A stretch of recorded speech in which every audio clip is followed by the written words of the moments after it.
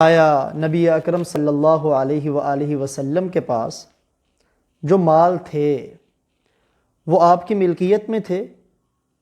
آپ کا قبضہ ان پر مالکانہ تھا یا آپ کا قبضہ ان پر حاکمانہ اور سربراہانہ تھا؟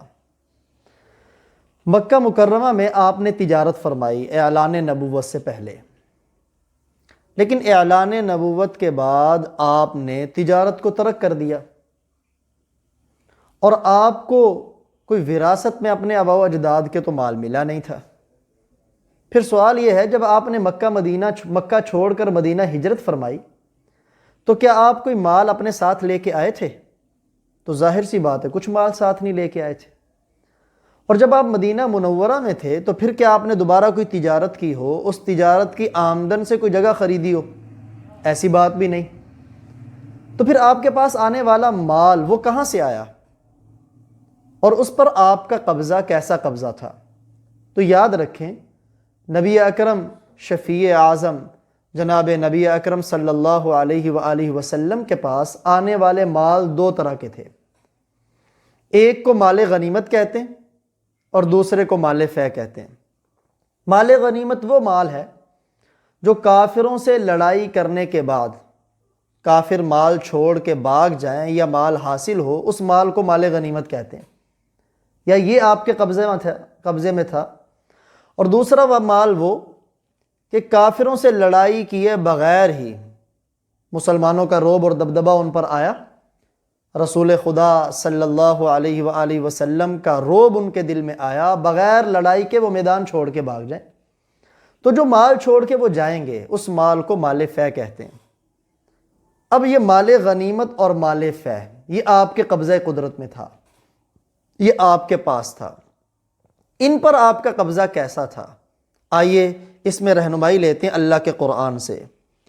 قرآن پاک کا 10واں پارہ سورہ الانفال، قرآن پاک کے 10ویں پارے کا آغاز ہے۔ اللہ تعالیٰ ارشاد فرماتے ہیں وَاعْلَمُوا، اور جان رکھو، انما غنمتم من شیء، کہ جو کچھ تم کو غنیمت ملے کسی چیز سے، فَأَنَّ لِلَّهِ خُمُسًا، تو اللہ کے واسطے اس میں سے 5واں حصہ ہے، وَلِلرَّسُولِ، اور رسول کے لیے، وَلِذِي الْقُرْبَى، اور اس کے قربت والوں کے لیے، وَالْيَتَامَى وَالْمَسَاكِينِ وَابْنِ السَّبِيلِ، یتیموں، محتاجوں اور مسافروں کے لیے۔ یعنی مال غنیمت کے کل 5 حصے کیے جائیں گے، اس میں سے پہلے 5واں حصہ وہ اللہ کے نام کی نیاز ہوگا، اور 4 حصے وہ جہاد کرنے والے مجاہدین جنہوں نے اپنے گھوڑے دوڑائے، خون پسینہ لگایا، چونکہ تنخواہیں تو مقرر نہیں تھی، تو وہ 4 حصے ان مجاہدین اور فوجیوں کے درمیان تقسیم کر دیے جائیں گے۔ اب یہ جو 5واں حصہ ہے مال غنیمت کا، جو اللہ کے لیے، اللہ کے رسول کے لیے، تو یہ رسول خدا صلی اللہ علیہ وآلہ وسلم کے زیر تصرف ہوگا، آپ کے قبضے میں ہوگا، لیکن آپ کا قبضہ اس پر حاکمانہ، سربراہانہ ہوگا، مالکانہ نہیں ہوگا۔ چنانچہ آپ اس میں سے اپنی ضرورت کے لیے بھی خرچ کر سکتے ہیں، اور اپنے رشتہ دار، خواہ وہ رشتہ دار جنہوں نے دین میں آپ کی نصرت و مدد کی، یا صرف ان کے ساتھ آپ کا تعلق قرابت اور رشتہ داری کا ہے، آپ چونکہ ان کے لیے صدقہ تو حرام ہے، تو اس مال میں سے آپ کو ان پر بھی بقدر ضرورت خرچ کرنے کا اختیار تھا کہ آپ ان پر بھی خرچ کرتے تھے، اور یتیموں، مسکینوں، محتاجوں اور مسافر جو ضرورت مند ہوتا تو اس پر بھی آپ اسی مال سے خرچ کیا کرتے تھے۔ گویا یہ قومی مال تھا، قومی خزانہ تھا، اور بیت المال میں جمع ہوتا تھا۔ دوسرا مال جو آپ کے زیر تصرف آیا، آپ کے پاس آیا، اس کو مال فے کہتے ہیں۔ چنانچہ قرآن پاک کے 28ویں پارے کی سورۃ الحشر، اس کی آیت نمبر 7 میں اللہ تعالیٰ ارشاد فرماتے ہیں ما افاء اللہ علی رسولی، جو مال اللہ تعالیٰ اپنے رسول پر لوٹائیں، من اہل القریٰ، بستی والوں میں سے، وہ کس کا ہے؟ فللہ، وہ اللہ کے لیے، وللرسول، اور رسول کے لیے، وَلِذِي الْقُرْبَى، رشتہ داروں کے لیے، وَالْيَتَامَى وَالْمَسَاكِينِ وَابْنِ السَّبِيلِ، اسی میں سے یتیموں پر بھی خرچ ہوگا، مسکینوں پر بھی خرچ ہوگا، اور مسافروں پر بھی خرچ ہوگا۔ مال فے میں مجاہدین چونکہ ان کے گھوڑے دوڑائے نہیں گئے، خون پسینہ ان کا لگا نہیں، قربانی ان کی لگی نہیں، اس لیے مال فے میں سے مجاہدین کا، فوجیوں کا کوئی حصہ نہیں۔ یہ سارا کا سارا مال اللہ کا ہے اور اللہ کے رسول کا ہے، آپ کے پاس اور زیر تصرف رہے گا۔ وہ الگ بات ہے، پھر مفسرین نے اس میں دو احتمال نکالے کہ آیا مال فے پر آپ کا قبضہ وہ حاکمانہ سربراہانہ ہوگا یا مالکانہ ہوگا، دونوں احتمال ہیں۔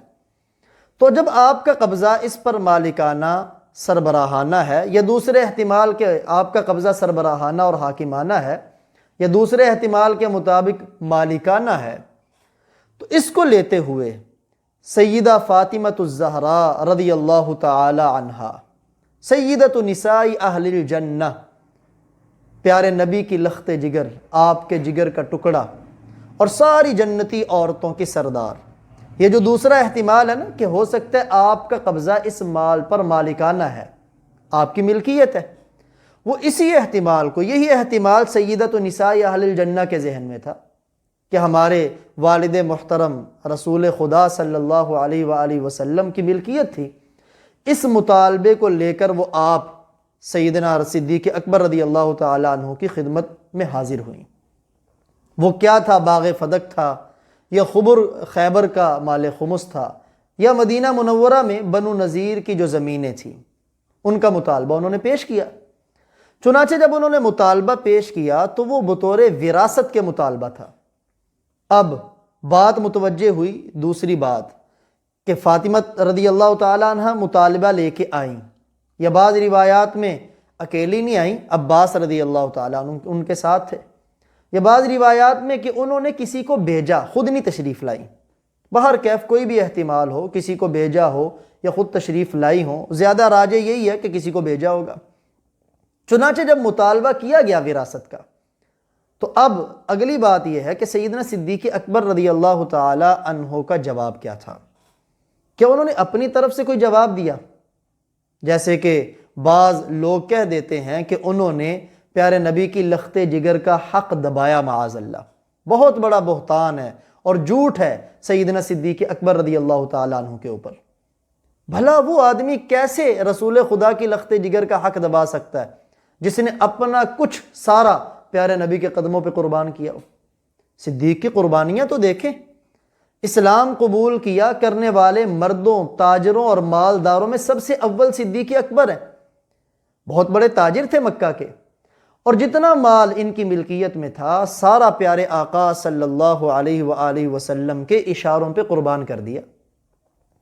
دیکھا نہیں کہ مکہ المکرمہ میں جس غلام کو مشرکین مکہ ظلم کی چکی میں پیستے تھے، تو صدیق اکبر رضی اللہ تعالی عنہ تو اس قدر خوف خدا رکھنے والے تھے کہ اپنی جیب سے مال خرچ کر کے ان کو اللہ کے نام پہ آزاد کر دیتے، اور کوئی اس سے زیادہ اپنی سرداری جتلانا نہیں تھا، اس سے کوئی اپنی چدراہٹ چمکانا نہیں تھا، بلکہ ان کے ذہن میں صرف اور صرف اللہ کی رضا تھی۔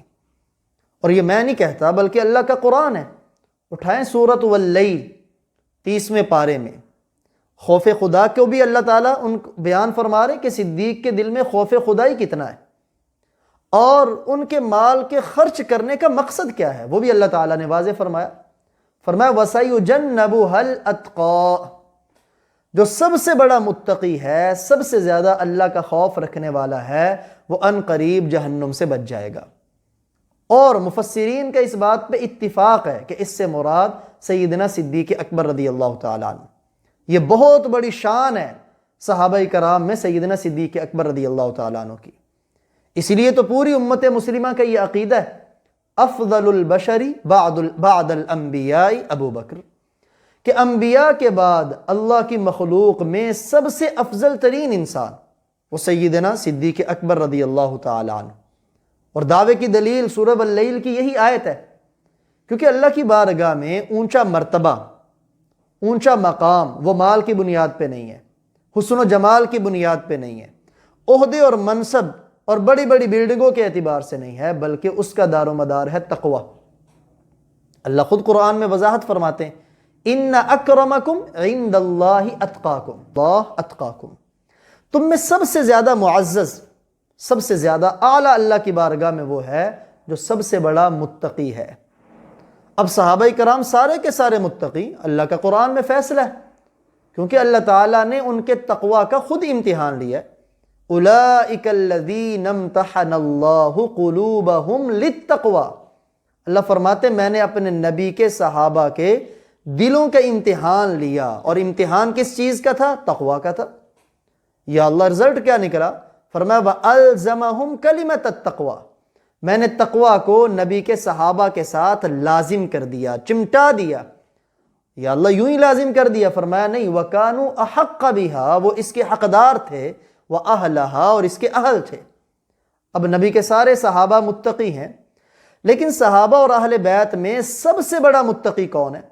اللہ کے قرآن کو اٹھائیں، سورہ واللیل کی آیت مبارکہ، وَسَيُجَنَّبُهَا الْأَتْقَى، سب سے بڑا متقی وہ جہنم کی آگ سے بچ جائے گا۔ اور وہ سب سے بڑا متقی کون ہے؟ سارے مفسرین کا اتفاق ہے کہ یہ آیت مبارکہ بالخصوص سیدنا صدیق اکبر رضی اللہ تعالی عنہ کی عظمت اور فضیلت کو چار چاند لگا رہی، ان کے بارے میں نازل ہوئی۔ اس لیے تو وہ سارے صحابہ میں اور انبیاء کے بعد اللہ کی بارگاہ میں سب سے اعلیٰ ہے۔ اب صدیق اکبر تو مال کو نچھاور کرنے والے، میں اپنے موضوع کی طرف آتا ہوں، وہ تو مال قربان کرنے والے تھے۔ اللہ خود گواہی دے رہے ہیں کہ ان کا مال کو لٹانا، غلام خرید کر آزاد کرنا، یہ کسی وجاہت کے لیے نہیں تھا، چدراہٹ کے لیے نہیں تھا، سرداری کے لیے نہیں تھا، بلکہ کس لیے تھا؟ الذی یؤتی مالہ یتزکا، جو مال اپنا دیتا ہے پاک کرنے کے لیے۔ وَمَا لِأَحَدٍ عِندَهُ مِن نِعْمَةٍ تُجْزَى، کسی شخص کا ان پر احسان نہیں ہے جس کا وہ بدلہ دیتے ہوں، بلکہ کس لیے دے رہے ہیں؟ إِلَّا ابْتِغَاءَ وَجْهِ رَبِّهِ الْأَعْلَى، وہ اپنے عالی شان رب کی رضا کے طلبگار ہیں۔ اور اللہ تعالیٰ فرما رہے ہیں وَلَسَوْفَ يَرْضَى، اللہ تعالیٰ ان سے راضی ہو جائیں گے، جس مقصد کے لیے وہ لگا رہے ہیں وہ راضی ہو جائیں گے۔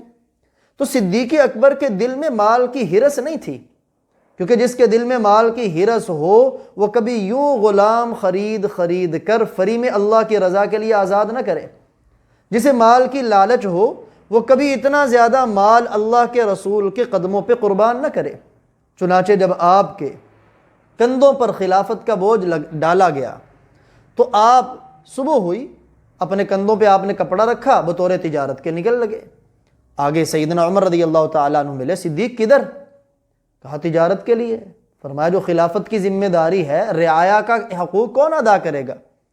کہا اپنے گھر کے اخراجات بھی تو پورے کرنے۔ اب دیکھیں نا، اگر مال کی لالچ ہوتی تو انہیں پتہ ہوتا خلافت مل گئی ہے، بیت المال پہ اب میرا تصرف ہے، میں جتنے چاہوں لے لوں وہاں سے، کیونکہ مال کی لالچ تو تھی نہیں، وہ تو اپنے روزگار خود خون پسینے کی کرنا چاہتے تھے۔ تو صحابہ کرام نے طے کیا کہ نہیں، اگر آپ تجارت میں لگے تو یہ ذمہ داری یہ نبھا نہیں سکیں گے، لہذا ضرورت کے بقدر آپ اپنی ضرورت کے لیے بیت المال سے لے لیا کریں۔ اور پتہ ہے کتنا لیا صدیق نے؟ ہم اپنے حکمرانوں پہ قیاس نہ کریں کہ تجوریاں اپنی بری، عوام بیچاری روٹی کپڑے مکان کو ترستی رہی۔ صدیق اکبر رضی اللہ تعالیٰ عنہ نے اتنی اپنی تنخواہ مقرر کی جتنی ایک معمولی سے مزدور کی ہوتی۔ چنانچہ اگر کافی عرصے بعد ان کی گھر والی نے جو میٹھی چیز بنائی، صدیق کو تردد ہوا کہاں سے آ گئی ہے، ہمارے گھر میں تو اتنا آتا نہیں۔ تو اہلیہ نے کہا بچا کے رکھتی تھی تھوڑا تھوڑا، فوراً بیت المال کے جو وہاں کا ذمہ دار تھا اسے خط لکھ دیا، آرڈر جاری کر دیا کہ اتنی میری تنخواہ سے معاملہ کم کر دیا جائے، صدیق کے پاس اتنا مال زیادہ آتا ہے۔ سبحان اللہ۔ اور پھر وہ بھی جو بیت المال سے اپنی ضرورت کے لیا، پتہ کیا کیا اس کا؟ جب صدیق کے انتقال کا وقت قریب آیا تو اپنی لخت جگر کو مخاطب کر کے فرمایا فلاں زمین جو میری ہے مال غنیمت میں ملی، میری موت کے بعد اسے بیچ کر جتنا میں نے بیت المال سے تنخواہ کے زمرہ میں لیا ہے اتنا مال بیت المال میں جمع کروا دیا جائے۔ صدیق تو یہ تھے، تو پتہ چلا ان کے ہاں مال کی ہرس اور لالچ نہیں تھی۔ جب سیدہ نساء اہل الجنہ نے اپنا مطالبہ پیش کیا اسی احتمال کو رکھتے ہوئے کہ مال فے کا مال وہ پیارے آقا صلی اللہ علیہ وآلہ وسلم کا اس پہ تصرف مالکانہ ہے، تو صدیق نے جواب کیا دیا؟ سبحان اللہ، اپنی بات پیش نہیں کی جنتی عورتوں کی سردار کے سامنے، بلکہ ان کے ابا کا، نبیوں کے نبی، نبیوں کے امام جناب نبی اکرم صلی اللہ علیہ وآلہ وسلم کا فرمان عالی شان پیش کیا۔ کیا؟ لا نورث ما ترکنا فہو صدقہ، کہ جو ہم چیزیں اپنی ملکیت کی چھوڑ کے بھی جائیں، وہ دوسرے احتمال کی بنیاد پہ ہی ہو رہی بات، جو جائیداد ہم چھوڑ کے جائیں اس کا کوئی وارث نہیں ہوتا، مالک نہیں ہوتا، یعنی ہمارے درہم اور دنانیر کا کوئی وارث نہیں۔ ما ترکنا فہو صدقہ، وہ پوری امت کے لیے ہے، وہ قومی خزانہ ہے، بیت المال میں جمع ہوگا اور ساری امت کے کاموں کے لیے استعمال ہوگا۔ اب جب سیدنا صدیق اکبر رضی اللہ تعالیٰ عنہ نے یہ حدیث مبارکہ پیش کی تو آگے سے سیدۃ نساء اہل الجنہ ان کا اس کے اوپر جواب کیا تھا، طرز عمل کیا تھا۔ اب یہاں دو چیزیں ہیں کہ آیا وہ صدیق کی یہ بات سن کے ناراض ہو گئی ہوں، جیسے دوست لوگ بیان کیا کرتے ہیں، اور ساری عمر بولی نہ ہو۔ یہ تو وہی سوچ سکتا ہے جس کے دل کے اندر بغض صحابہ بھرا ہو یا بغض اہل بیت بھرا ہو، کیونکہ فاطمہ پر بھی یہ بہت بڑا بہتان ہے کہ وہ پیارے آقا کا فرمان سن کر دل میں ناراضگی لے گئی ہوں۔ دیکھیں نا، آج 15ویں صدی کا کوئی مسلمان چاہے اس کے کتنا بھی گیا گزرا ہے، اگر اس کے دل میں رتی برابر بھی ایمان ہے نا، تو اس کے سامنے نبی اکرم صلی اللہ علیہ وآلہ وسلم کا فرمان پیش کیا جائے تو وہ اس پر دم نہیں مارتا۔ عمل کرنا نہ کرنا تو بعد کی بات ہے، لیکن ناراض نہیں ہوگا، اپنے دل کے اندر اس کے بارے میں ناراضگی نہیں رکھے گا، کیونکہ کہنے والے نے کون سی اپنی بات کہی ہے، اس نے تو کالی کملی والے آقا صلی اللہ علیہ وآلہ وسلم کا فرمان ہی تو نقل کیا ہے۔ لیکن دوسری بات جسے عقل بھی مانتی ہے اور قرآن و احادیث بھی جس کے شاہد ہیں، کہ جب صدیق اکبر نے یہ بات پیش کی تو فاطمہ رضی اللہ تعالی عنہا نے یہ بات سنی، اور سن کر انہیں مسئلہ سمجھ آ گیا۔ پھر پوری زندگی انہوں نے اس مسئلہ کے متعلق گفتگو نہیں کی۔ وہ جو آتا ہے نا صحیح بخاری میں کہ بات نہیں کی، یار لوگ کہہ دیتے ہیں جی صدیق اکبر سے بات نہیں کی، حالانکہ مطلب اس کا یہ ہے کہ انہوں نے کبھی اس موضوع کے اوپر دوبارہ بات نہیں کی۔ آپ کہیں گے وہ کیسے؟ یہ اللہ کے قرآن کی رہنمائی ہے۔ اللہ تعالیٰ خود قرآن میں فرماتے ہیں ما کان لمؤمن ولا مؤمنہ، کسی مومن مرد یا مومن عورت کو یہ اختیار نہیں ہے، کس چیز کا؟ اذا قضى اللہ ورسولہ امرا ان یکون لہم الخیرہ، کہ اللہ اور اس کے رسول کے فیصلہ آ جانے کے بعد انہیں اپنی بات کرنے کا اختیار نہیں۔ چنانچہ ہمارا تو عام مسلمان نہیں اس کے خلاف ایکشن لیتا، تو وہ تو جنتی عورتوں کی سردار ہیں، پیارے نبی کی لختے جگر ہیں، ان کا ایمان تو بہت اعلیٰ ہے۔ تو ہمارا نظریہ یہ ہے کہ انہوں نے بھی یہ جو حجرت کے الفاظ ہیں یہی ہے کہ اس موضوع کو پھر چھوڑ دیا، انہیں مسئلہ سمجھ آ گیا، وہ راضی ہو کے چلی گئی۔ اللہ کا قرآن دوسری جگہ فرماتا ہے فَلَا وَرَبِّكَ لَا يُؤْمِنُونَ حَتَّى يُحَكِّمُوكَ فِي مَا شَجَرَ بَيْنَهُمْ، خدا کی قسم یہ اس وقت تک مومن نہیں ہو سکتے یہاں تک کہ آپ کو اپنے معاملات میں ثالثی اور فیصل نہ بنائے۔ پھر جب آپ ان کے درمیان فیصلہ کر دیں لا یجدوا فی انفسہم حرجا مما قضیت ویسلموا تسلیما، ان کے دل کے اندر کوئی تنگی نہ آئے آپ کے فیصلے کی وجہ سے، یہ سر تسلیم خم کر دیں۔ تو اللہ تعالیٰ ایمان والوں کے بارے میں بتلا رہے ہیں، سیدہ فاطمہ رضی اللہ تعالی عنہا تو بہت اعلیٰ درجے کی مومنہ تھی، بہت اعلیٰ درجے کی۔ تو جب عام مومنوں کو حکم ہے کہ اللہ کے رسول کے فیصلے کے بعد دل میں تنگی نہ آئے، پریشانی نہ آئے، تو سیدہ فاطمہ رضی اللہ تعالیٰ عنہ تو بطریق اولیٰ ان کے دل کے اندر نہیں آئے گی۔ عقل بھی نہیں مانتی اس بات کو جو یار لوگ بیان کر دیتے ہیں۔ تو پتہ چلا کہ جب صدیق اکبر رضی اللہ تعالیٰ عنہ نے یہ بات بیان کر دی، سیدہ فاطمہ رضی اللہ تعالیٰ عنہ کو مسئلہ سمجھ آ گیا، انہوں نے کبھی پھر دوبارہ پوری زندگی اس موضوع پر بات نہیں کی۔ چنانچہ گر کی شہادت، یہاں دیکھیں اگر یہ مال وراثت بھی ہے نا، مالکانہ قبضہ بھی ہے، تو اس بات پہ بھی غور کریں نا کہ وراثت فوت ہونے والے کی اگر بیٹی اکیلی ہے تو اس کو نصف اور آدھی ملے گی، تو ظاہری بات ہے اگر اولاد ہے تو بیویوں کا بھی تو 8واں حصہ بنتا ہے۔ آپ کی بیویوں کو بھی اس کا 8واں حصہ ملنا چاہیے۔ سیدہ عائشہ بھی آپ کی بیوی ہیں، امی حفصہ رضی اللہ تعالی عنہا بھی آپ کی بیوی ہیں، تو 8واں حصہ تو امہات المومنین میں بھی تقسیم ہو، لیکن کیا وہ تقسیم ہوا؟ ظاہری بات ہے، پیارے نبی کی وراثت جب درہم اور دینار میں جاری نہیں ہوتی تو صدیق اکبر نے جیسے فاطمہ کو وراثت کے طور پر نہیں دیا، ایسے اپنی بیٹی عائشہ کو بھی نہیں دیا، ایسے فاروق اعظم کی بیٹی حفصہ کو بھی نہیں دیا، دیگر ازواج مطہرات کو بھی نہیں دیا۔ اگر ان کو دیا ہوتا، ادھر نہ دیا ہوتا، پھر تو اعتراض ہوتا۔ اور اگلی بات یہ سمجھیں، یہ جو میں نے بات عرض کی نا کہ فاطمہ راضی ہو گئی، ناراض نہیں ہوئی، مسئلہ سمجھ آ گیا انہیں، گھر کی شہادت بھی موجود ہے۔ چنانچہ امام باقر رحمہ اللہ تعالی، ان سے کثیر نوا ان کا ایک شاگرد ہے، ایک دن پوچھنے لگا، اور یہ روایت اہل سنت کی کتب میں بھی ہے، اور شرح نہج البلاغہ حدیدی ابن ابی الحدید، جن کو دوسرے لوگ بھی مانتے، اس کے اندر بھی موجود ہے۔ وہ پوچھنے لگے کثیر النوا، کیا ابو بکر و عمر نے آپ کے حق میں کوئی آپ پر ظلم کیا ہے؟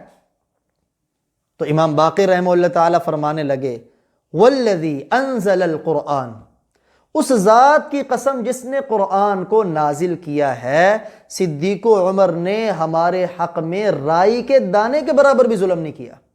سبحان اللہ۔ اور اس سے بھی بڑا سیدنا زید بن علی بن حسین رضی اللہ تعالیٰ عنہ، سیدنا زید، امام زید شہید، ان سے کسی نے کہا کہ کیا ابو بکر کا وہ فیصلہ جو باغ فدق کے بارے میں تھا وہ ٹھیک تھا؟ ہوگا کوئی دل کے اندر بیماری رکھنے والا؟ تو امام زید نے فرمایا، خدا کی قسم اگر وہ فیصلہ، ایم اللہ، اگر وہ فیصلہ میرے پاس لایا جاتا تو میں بھی وہی فیصلہ کرتا جو صدیق اکبر رضی اللہ تعالیٰ عنہ نے کیا۔ تو معلوم ہوا کہ صدیق اکبر رضی اللہ تعالیٰ عنہ کا فیصلہ برحق تھا، پیارے نبی کے فرمان کے مطابق تھا، اور سیدہ رضی اللہ تعالیٰ عنہ کو بھی وہ سمجھ آ گیا اور وہ راضی تھی۔ پھر اگلی بات جو بڑی اہم ہے وہ یہ کہ سیدنا کہا جاتا ہے کہ فاطمہ رضی اللہ تعالیٰ عنہ ناراض ہو گئیں صدیق اکبر رضی اللہ تعالیٰ عنہ سے۔ وہ ناراض کیسے ہو سکتی ہیں؟ جیسے میں نے ابھی وضاحت کر دی کہ پیارے آقا کا فرمان سن کے ناراض ہونا، وہ تو مومن نہیں ہو سکتا ہے کام، وہ تو بڑی اعلیٰ درجے کی مومنہ تھی۔ اور پھر اگلی بات یہ ہے کہ آیا جیسے کہا جاتا ہے کہ صدیق نے حق دبایا فاطمہ کا، یاد رکھیں صدیق اکبر رضی اللہ تعالیٰ عنہ نے بطور وراثت کے مال دینے سے انکار کیا اور وہ اللہ کے نبی کا فرمان سنایا، لیکن کیا جو فاطمہ کا حق تھا صدیق اکبر رضی اللہ تعالیٰ نے وہ بھی نہیں دیا؟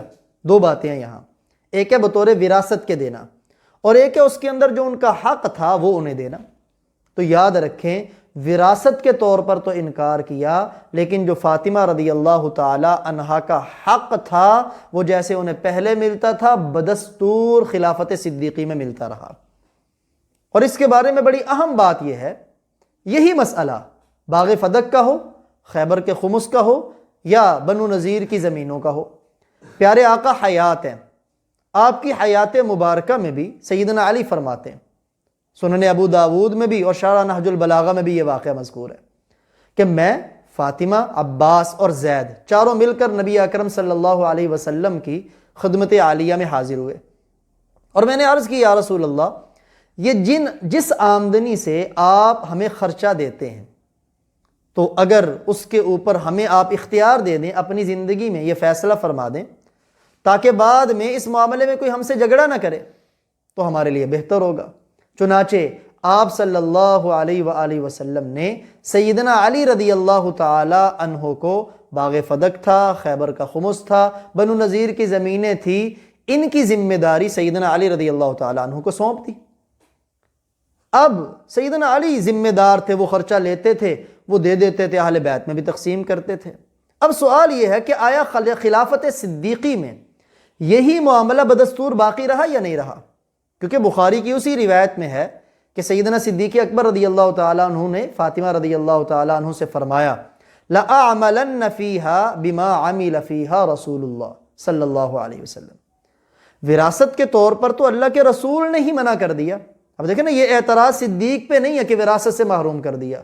اگر کوئی اعتراض کرتا ہے تو یہ اعتراض پیارے آقا صلی اللہ علیہ وسلم پہ جاتا ہے کہ وہ فرمان تو آپ ہی کا ہے نا باقی آپ جو حق فاطمہ کو دیتے تھے، اپنی ازواج مطہرات کو، اہل بیت کو دیتے تھے، صدیق اکبر نے فرمایا لَأَعْمَلَنَّ فِيهَا، میں بھی اس میں ضرور بھی ضرور وہی طریقہ اختیار کروں گا جو اللہ کے رسول صلی اللہ علیہ وآلہ وسلم کا طریقہ تھا۔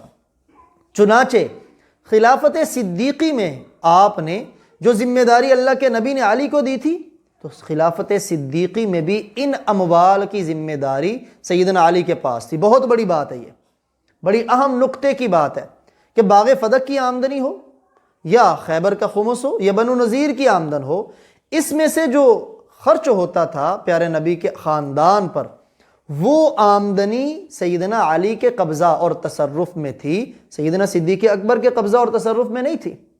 آپ نے ان کو سرپرست بنایا سیدنا علی رضی اللہ تعالیٰ عنہ کا، وہ اپنے ہاتھ سے تقسیم کیا کرتے تھے۔ تو معلوم ہوا وراثت سے تو اللہ کے نبی نے محروم کیا، باقی جو حق تھا، جیسے آپ نے حق دیا، وہی حق صدیق اکبر رضی اللہ تعالیٰ عنہ نے بھی جوں کا توں برقرار رکھا۔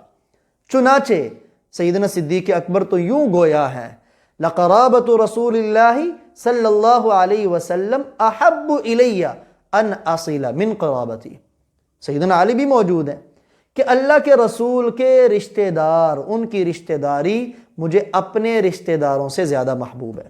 صدیق رشتہ داری زیادہ محبوب ہے، زیادہ پسندیدہ ہے۔ چنانچہ سیدنا علی رضی اللہ تعالیٰ عنہ نے شہادت، کلمہ شہادت پڑھا، گواہی دی، اے صدیق تمہاری فضیلت کے ہم معترف ہیں، جو اللہ کے رسول کے ساتھ تمہارا تعلق ہے اور تمہارا ان کے ساتھ جو حق ہیں اس سے ہم بخوبی واقف ہیں۔ چنانچہ صدیق کی خلافت میں بھی یہ ذمہ داری علی کے پاس رہی باغ فدق کی۔ صدیق کے اپنے کنٹرول میں نہیں تھا، یہ تو علی کے قبضے میں انہوں نے دے دیا، اور خلافت فاروقی میں بھی یہی سلسلہ رہا۔ تو چونکہ یہ ان پر خرچ ہوتا تھا جب ضرورت ہو۔ باغ فدق کا معاملہ خلافت صدیقی میں اگرچہ سیدنا ابوبکر صدیق رضی اللہ تعالی عنہ کے قبضے میں تھا، خیبر کا خمس ہو، باغ فدق ہو یا بنو نذیر کی زمینوں کی آمدن ہو، خلیفہ وقت وہ تھے، سربراہ وہ تھے، حاکم وہ تھے، لیکن بڑے نقطے کی بات ہے کہ ان کی ذمہ داری، ان کے متولی اور سرپرست ان آمدنوں کے وہ حیدر کرار صاحب ذوالفقار سیدنا علی المرتضی شیر خدا رضی اللہ تعالیٰ عنہ تھے۔ صدیق کے قبضے میں آمدن نہیں آتی تھی، آمدن تو سیدنا علی المرتضی رضی اللہ تعالیٰ عنہ کے پاس آتی تھی۔ اب دیکھیں نا، وہ دینا چاہیں وہ تقسیم خود کرتے تھے۔ کیوں؟ اس لیے کہ پیارے نبی نے سیدنا علی رضی اللہ تعالیٰ عنہ کا متولی بنایا تھا ان کا۔ یہ جو آمدن ہے نا، جیسے میں پہلے بیان کر چکا ہوں کہ ان کی سرپرستی آپ نے خود علی المرتضی کو دی تھی، تو صدیق بلا کیسے اس کو تبدیل کر سکتے ہیں؟ کیونکہ صدیق کی ذات تو وہ ہے کہ جب منکرین زکوٰۃ نے زکوٰۃ دینے سے انکار کیا تھا، حالانکہ زکوٰۃ دینے سے صرف وہ زکوٰۃ کے منکر نہیں تھے، زکوٰۃ نکالنے کے منکر نہیں تھے، وہ صرف انکار انہوں نے یہ کیا تھا کہ پہلے ہم مدینہ میں بیت المال میں جمع کرواتے تھے، اب ہم خود تقسیم کریں گے۔ تو صدیق اکبر رضی اللہ تعالیٰ عنہ کی یہ بات بھی برداشت نہیں تھی، اور فرمایا، بڑا عجیب جملہ فرمایا، اَيُنْقَصُ فِي الدِّينِ وَأَنَا حَيٌّ، کیا دین میں کمی کی جائے اور میں زندہ رہوں؟ یہ تو ممکن نہیں۔ یعنی پیارے آقا نے جو نقش قدم دیا تھا صدیق اکبر اس سے ذرہ برابر بھی آگے پیچھے نہیں ہوئے۔ چنانچہ علی کو متولی بنایا، یہ آمدن علی کے پاس آتی تھی، اور سیدنا علی رضی اللہ تعالی عنہ پھر آپ کے خاندان والوں میں اسے تقسیم کرتے تھے۔ یہی سلسلہ دور فاروقی میں بھی رہا، یہی سلسلہ خلافت عثمانی میں بھی رہا، تا آ کے سیدنا علی المرتضی رضی اللہ تعالی عنہ کا دور خلافت آیا۔ اب بڑی نقطے کی بات ہے، اب دیکھتے ہیں سیدنا علی رضی اللہ تعالی عنہ کیا روش اختیار کرتے ہیں۔ آیا باغ فدق کو لے کے حسن و حسین کے نام الاٹ کر دیتے ہیں، یا اس میں وہی طریقہ اختیار کرتے ہیں جو خلفائے ثلاثہ نے اور نبی اکرم صلی اللہ علیہ وسلم نے شروع فرمایا؟ چنانچہ کسی کہنے والے نے کہا، ہو سکتا ہے وہی ہو جس کے دل میں کوئی بیماری ہو صحابہ کی، اس نے کہا کیا یہ باغ فدق آپ اس کی ملکیت کا انتقال نہیں کریں گے؟ تو سیدنا علی رضی اللہ تعالیٰ عنہ فرمایا، لَأَسْتَحْيِي، مجھے اس بات سے شرم آتی ہے کہ جو روش اور طریقہ ابو بکر و عمر نے اختیار کیا ہو، علی اس طریقے کو بدل دے، علی کو یہ برداشت نہیں۔ تو سیدنا علی، اگر یہ اعتراض صدیق اکبر پہ کیا جا سکتا ہے نا، تو یہی اعتراض سیدنا علی المرتضی پہ بھی ہوگا کہ انہوں نے باغ فدق کی جائیداد کا انتقال کیوں نہیں کروایا۔ انہوں نے پہلوں کے طریقے کو صحیح سمجھا اس لیے انہوں نے بھی اسی طریقے کو جاری رکھا۔ اب اگلی بات کہ آیا صدیق اکبر ایک اور بات اڑائی جاتی کہ پھر فاطمہ ناراض تھیں معاذ اللہ، جو جھوٹ ہے، تو صدیق اکبر نے فاطمہ کا جنازہ بھی نہیں پڑھا، اور فاطمہ نے نصیحت کی، وصیت کی سیدنا علی کو کہ میرا جنازہ رات کو اٹھانا، اور تاکہ کسی کو پتہ نہ چلے، ابو بکر و عمر کو بھی پتہ نہ چلے، اور جنازہ پڑھ دینا۔ یہ جھوٹ ہے، بہت بڑا بہتان اور جھوٹ ہے۔ حالانکہ اس میں حقیقت کیا ہے؟ سیدنا صدیق اکبر کی بیوی ہیں اسماء بنت عمیس رضی اللہ تعالیٰ عنہ۔ یہ اسماء علی المرتضیٰ کے بڑے بھائی جعفر طیار رضی اللہ تعالیٰ عنہ کی زوجہ محترمہ تھی۔ غزوہ مؤتہ میں سن 8 ہجری میں جب جعفر رضی اللہ تعالیٰ عنہ شہید ہوئے تو ان کی عدت گزارنے کے بعد انہوں نے صدیق اکبر رضی اللہ تعالیٰ عنہ سے نکاح کیا۔ اس وقت یہ عیب نہیں تھا کہ ایک بیوہ ہونے کے بعد دوسرے سے نکاح کرے۔ آج تو ہمارے معاشرے میں اس کو عیب بنا دیا نا، دوسرے نکاح کو بھی اور بیوہ سے نکاح کو بھی عیب بنا دیا۔ تو اسماء بنت عمیس جب فاطمہ بیمار ہوئی نا پیارے آقا کی وفات کے بعد، تو ان کی تیمارداری میں، ان کی خدمت، چونکہ آپ صلی اللہ علیہ وآلہ وسلم کی وفات پر ملال کے بعد فاطمہ بیمار ہو گئی اس غم کی وجہ سے، تو صدیق اکبر کی اہلیہ محترمہ اسماء بنت عمیس رضی اللہ تعالی عنہا وہ فاطمہ کی تیمارداری اور ان کی خدمت میں رہتی تھی۔ اب دیکھیں صدیق کی محبت اور فاطمہ کے ساتھ تعلق، اگر فاطمہ صدیق سے ناراض ہوتی تو بھلا صدیق کی اہلیہ کو اپنی تیمارداری اور خدمت کے لیے کیسے قبول کر سکتی تھی؟ یہ بھی ان کی آپس میں رضامندگی کی دلیل ہے۔ ایک دن فاطمہ پریشان ہے، اسماء نے پوچھا فاطمہ پریشان کیوں؟ کہا میرا جنازہ اٹھے گا، میرا دل کرتا ہے جیسے پوری زندگی میں کسی کی نظر میرے چہرے پہ نہیں پڑی، چہرہ تو کیا میرے کپڑوں پہ نہیں پڑی، تو فاطمہ چاہتی ہے کہ جب فاطمہ کا جنازہ اٹھے تو کسی کی نظر بھی فاطمہ کے کفن پہ نہ پڑے۔ سبحان اللہ، یہ تھی حیا، عفت اور پاک دامنی نبی کی لخت جگر کی۔ چنانچہ اسماء بنت عمیس رضی اللہ تعالی عنہا نے خوشخبری دی کہ حبشہ میں نے دیکھا ہے کہ وہ ایسی چارپائی تیار کرتے ہیں جو اوپر سے بند ہوتی، پردے والی ہوتی، میں آپ کے لیے وہ تیار کروں گی۔ فاطمہ بڑی خوش ہوئی، کھجور کی ان شاخوں کو منگوایا بھی گیا۔ چنانچہ سب سے پہلی وہ چارپائی اسماء رضی اللہ تعالی عنہا نے مدینہ میں فاطمہ نبی کی لخت جگر کے لیے تیار کی، اور اسی میں پھر ان کا جنازہ اٹھا۔ اب یہ کہنا کہ صدیق کو پتہ نہ چلے، بھائی جن کی اہلیہ ان کی تیمارداری میں ہو، وفات کے وقت موجود ہوں، بھلا اس گھر کو کیسے پتہ نہیں چلے گا؟ بہت بڑا جھوٹ ہے۔ اب فاطمہ کا جنازہ اٹھا، ابو بکر بھی موجود ہیں، عمر بھی موجود ہیں، عثمان بھی موجود ہیں، علی بھی موجود ہیں، باقی صحابہ کرام بھی موجود ہیں۔ جنازہ پڑھانے کا وقت آیا، تم تو کہتے ہو جنازہ نہیں پڑھا، میں کہتا ہوں صدیق کی شان تو بڑی اونچی۔ سیدنا صدیق اکبر رضی اللہ تعالیٰ عنہ نے علی سے فرمایا علی آگے بڑھو، جنازہ پڑھاؤ، تمہارا حق ہے، تمہاری اہلیہ ہے۔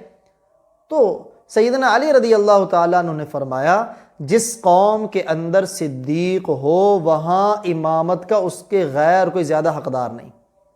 جس قوم میں صدیق ہو، صدیق سے بڑھ کر امامت کروانے کا کوئی حقدار نہیں، آپ آگے ہو کے جنازہ پڑھائیں۔ وہ پیچھے ذہن میں تھا نا کہ جب پیارے آقا بیمار تھے تو سارے صحابہ موجود تھے، علی بھی موجود تھے، عباس بھی موجود تھے، لیکن پیارے آقا صلی اللہ علیہ وآلہ وسلم نے سارے صحابہ میں جس کو اپنے مصلی کی امامت کا حقدار سمجھا تو وہ صدیق اکبر رضی اللہ تعالیٰ عنہ تھے۔ چنانچہ صدیق اکبر رضی اللہ تعالیٰ عنہ نے جنازہ پڑھایا، اور پڑھایا بھی 4 تکبیروں کے ساتھ جنازہ پڑھایا۔ پیارے آقا نے علی کی والدہ فاطمہ کا جنازہ پڑھایا، فاطمہ بنت اسد 4 تکبیروں کے ساتھ پڑھایا۔ فاروق اعظم کا جنازہ صہیب رومی نے پڑھایا، 4 تکبیروں کے ساتھ پڑھایا۔ علی المرتضیٰ رضی اللہ تعالی عنہ کا جنازہ آپ کے بیٹے حسن نے پڑھایا، 4 تکبیروں کے ساتھ پڑھایا، اور فاطمہ کا جنازہ